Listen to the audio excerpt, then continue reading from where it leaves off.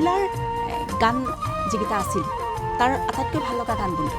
পাহাৰৰ ধুনীয়া ছোৱালীজনী। পাহাৰৰে ধুনীয়া ছোৱালীজনী ঐ পাহাৰৰে ধুনীয়া ছোৱালীজনী ঐ গনা পানী মই যদি তাই উদালিনী।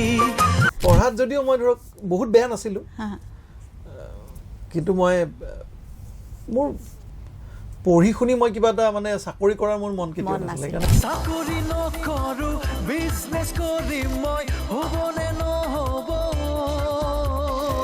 লৈ যোৱা একেবাৰে থৈ দিয়া কাষৰতে আল ফুল মৰমেৰে কতো দুখ নোপোৱাকে দিলো মোৰ হিয়া তোমাৰ নজনাকে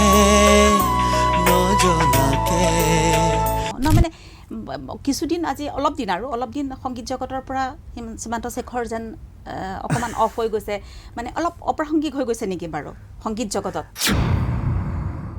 যদি ভালকৈ গাইছে তেতিয়াহ'লে ষ্টেজত যাওক, সময়মতে যাওক, সময়মতে আহক, ধুনীয়াকৈ পাৰফৰ্ম কৰক, কোনো মাদক দ্ৰব্য সেৱন নকৰক, আৰু এই মিথটোৰ পৰা ওলাই আহক যে মদ নাখালে গান গাব নোৱাৰি বুলি যে কনচেপ্ট এটা কয় যে মানুহে, মই আজিলৈকে জীৱনত কেতিয়াও কৰা নাই।